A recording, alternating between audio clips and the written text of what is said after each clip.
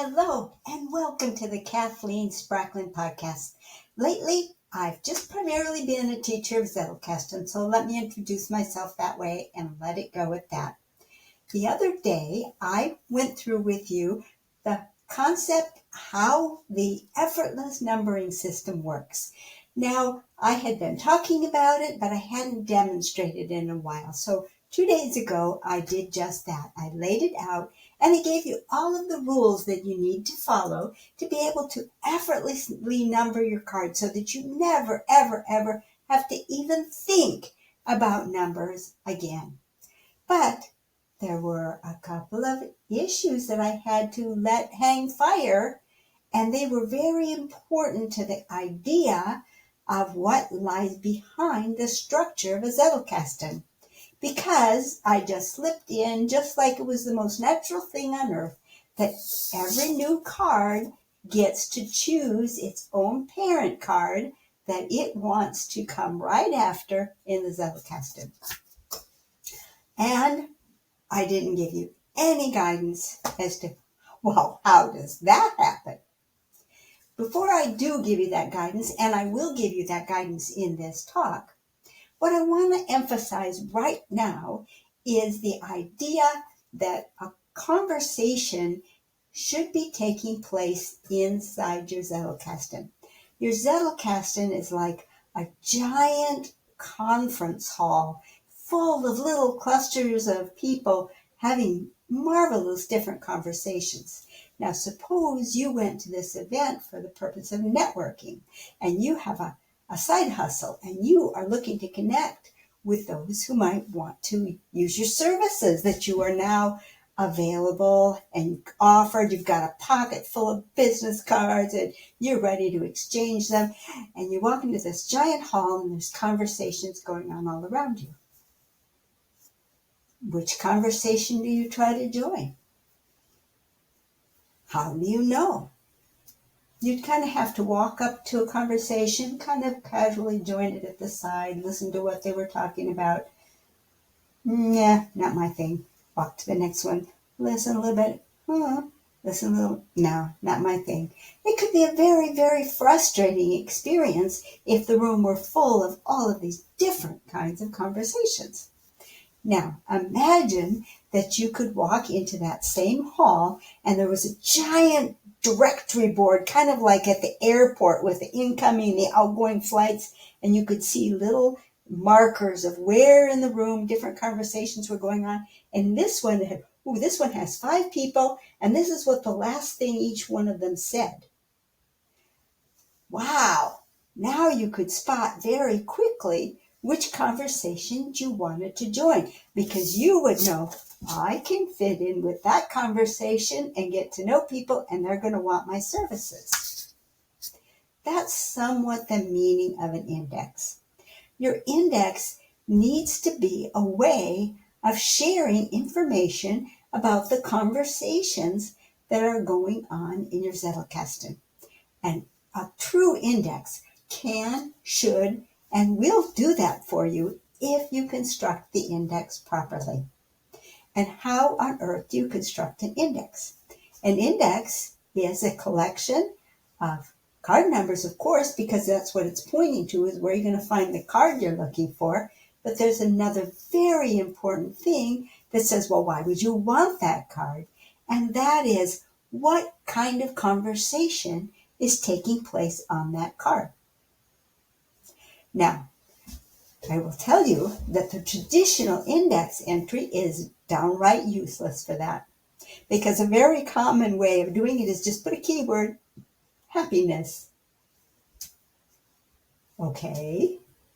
Or maybe it is a little bit more refined and happiness has grown to be a card of its own. And now we have happiness definitions and happiness usage of and blah, blah, blah, evaluating. And it's a little bit better, but you still don't have any sense of, well, yeah, what's really going on? What are people saying about it? And that's the exciting thing if you arrange your index based on a tagline. I also call it a memory prompt phrase. So let me define what I mean by a tagline. or a memory prompt phrase. 2 words for the same thing. Okay. Every one of your cards that goes into your Zettelkasten better be a piece of dialogue. If it isn't a piece of dialogue, it's dead. And let me tell you, in this day and age, the speed with which AI is coming on, you do not want your Zettelkasten to be filled with a bunch of dead factoids. We need information in the Zettelkasten that's going to spark ideas, thoughts, connections, things that reach us at our depths and enable us to give outward to the world a wisdom that cannot be found in an AI robotic mind. So you have your source document and you've read something in the source that captures you. An idea that's like, that is an idea worth remembering. Yes, that is an idea worth remembering. And you write it down. Okay, what did you do to commit it to memory? Well, one thing that research shows with respect to memory is that any memory that's related to the self is remembered far more easily than ideas, thoughts, and information unrelated to the self. It's just the way our brains are wired.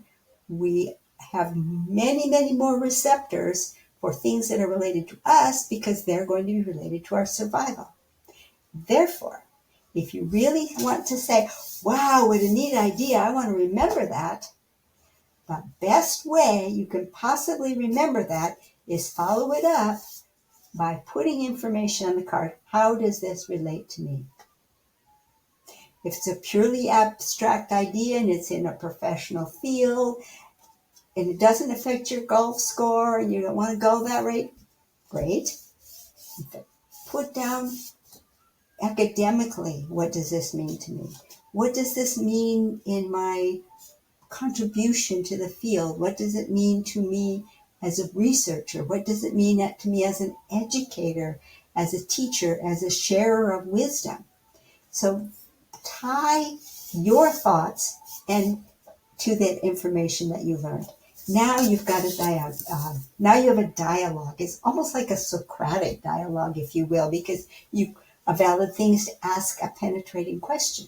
And if you ask a penetrating question of your source and your source can't answer you back because it's a book or a journal article, well, then you have to probe yourself and say, what might that answer be? And if the answer might be this one or that one, X or Y, well, then maybe you have to think about, well, if it's X, then what? If it's Y, then what? But bring your mind into the thought related to your own concepts, into things that you're thinking about, and include your thought and idea. You have a dialogue on the card. Already you have a snippet of conversation. Every card that goes into your main box should be a snippet of conversation. What, you say? Sometimes you just have to know certain facts? I don't doubt that. Of course, sometimes you need to know certain facts. And even though you can Google almost any fact you need, the point is sometimes you want to know the reference and sometimes you want to know that it relates to the book that you've read. And sometimes that fact and the place that you got that fact is flat out important. That doesn't mean it goes on a main card. Let me explain. Okay, that fact was important. Why? That fact could only be important because it supported a key idea. It's the idea that goes on the main card. And you have a little thing down here for source at the bottom. You can see the source here. That is your bib card. That's the name of your bib card. And if you've got 5 bib cards for your source, then which of the 5 it is? Now, this is your idea. It came from the source. Leave the factoids that support the idea that you know you need to know, leave them on the bib card. Because you don't need those factoids while you're thinking about the thought. If you do, they're going to come back to mind. And chances are they will come back to mind. The only reason you need them on the bib card is you need them very precisely, and you've got to quote the source, all that kind of thing. The bib card does perfectly for that because you don't need that level of detail until you're actually producing your output. And you can grab the bib card as easily as you can grab the main card. Keep your main cards to ideas.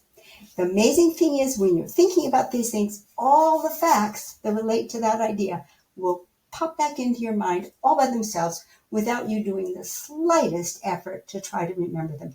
They will just be there if you have thoroughly thought through the idea and responded to it yourself. Okay, are we ready to make an index entry? Not quite. A nice long thought about what the author said, and my nice long response about what I thought I meant. That's not an index entry. You need something shorter.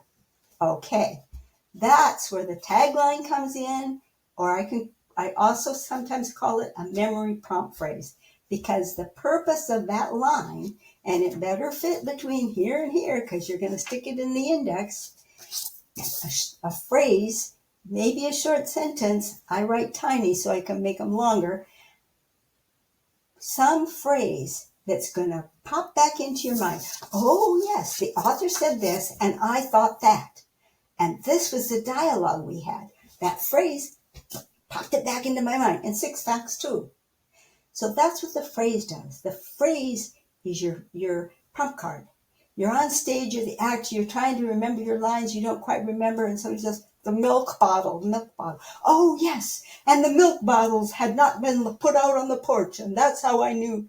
And you didn't have to say the whole line, you just gave them a little phrase that brought it back to memory.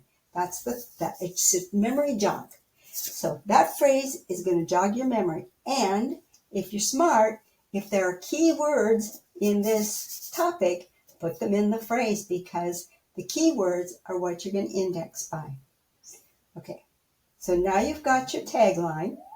I'm just going to call it tagline because it's shorter than memory prompt phrase. Now, take your tagline and I like to use blue pencil and a ruler, but you can just do it by hand. Take your tagline and underline every key word in the tagline. And if there are a few key words that were in the card and didn't get in the tagline, put them in there too. Now, you're going to take that tagline, each of those key words, say you underline 4 words, you're going to make 4 index entries.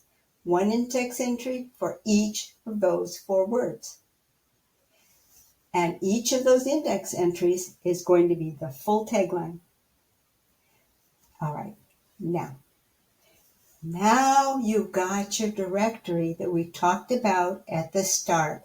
You've walked into the ballroom, which is your index. Let's pull it out. You walked into the ballroom, and there it was, up on the wall, indexes of all of the conversations that are going on.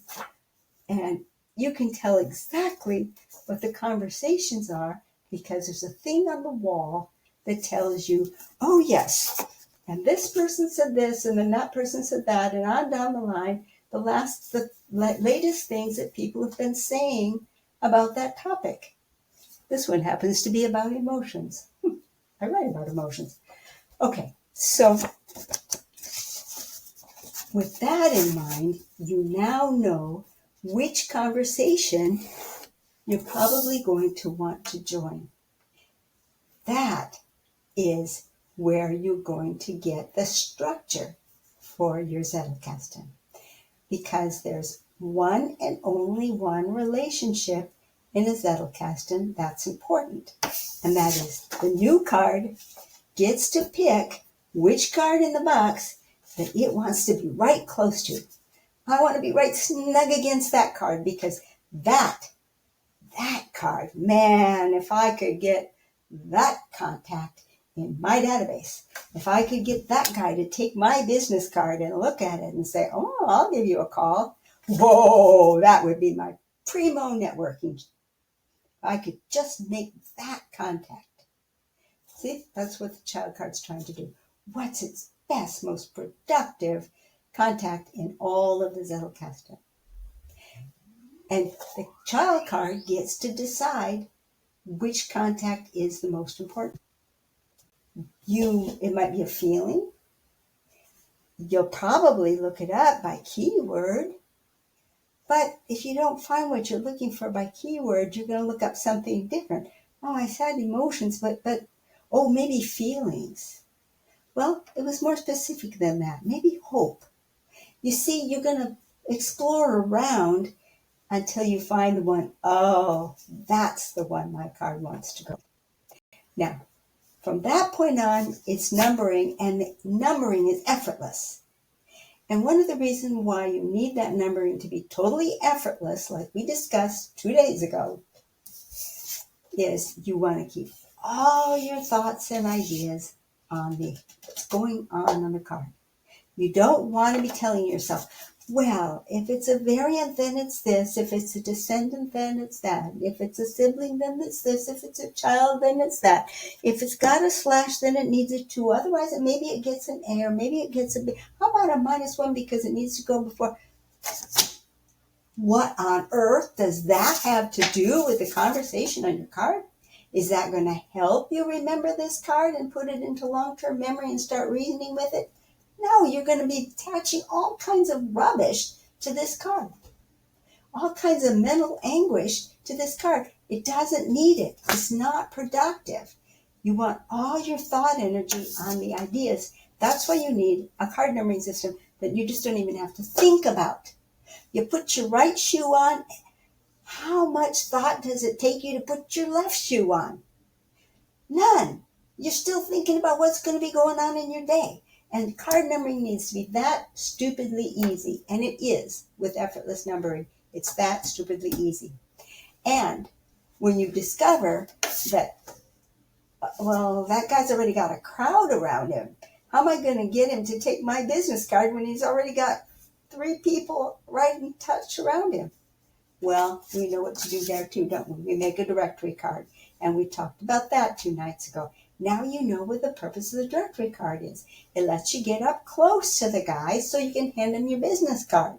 Because if you had to go way back in the Zettelkasten where you're positioned after those cards and all their children are all out there in front of you and you're way back here and he's way up here, you can't hand him your business card. But if you've got a directory, you slip right into the front and say, oh, here you are, sir. Here's my thought. And he gets to look at it and say, oh, wonderful thought. Thank you. I will take your business card. Because you're right together on the directory. Well, each one has their own special interests because each of those taglines on the directory card all have their own children and sub-trees that they're trying to promote. But there you are, right up in front. So that's the power of a directory because now those ideas are now collecting into your mind at the same time. And when you've got a collection of mature, thought out ideas, how do you know they're mature and thought out? Because you thought them out when you put your response on the card. That's part of why you put your response on the card. So you've thought about them. You've implanted in your memory. And you touch on this one, it's like an old friend. Oh, yeah, I remember that card. Oh, and I remember that. Oh, my goodness, look at these two. They tie in a way that I never realized. And then, boop, all kinds of sparks fly. And you're energized and you're just so excited because that's part of the payoff, is those links. And those links are what we call the structure of the Zettelkasten. What the structure of the Zettelkasten shows you is the relatedness of the ideas. And that's exactly where a Zettelkasten structure comes from. It comes from a pattern of conversation. It comes from a line of conversation that you have captured in your Zettelkasten. And it sounds complex and difficult, and yet the card numbering is effortless. We already saw that. And this guy is effortless too. As long as you've done the work and you know what the thought is, you can easily go to your index, compare the other conversations to find the one that this one wants to be with. That's the only rule. What one does it want to go with? No fancy rules. No parent, child, variant, subvariant, descendant, what? No. Which one does this one want to be associated with? How easy is that? It's like standing in front of the ice cream counter at 31 flavors. Okay, which one do you want? Yeah, I don't know. They all sound so good, but what a nice choice.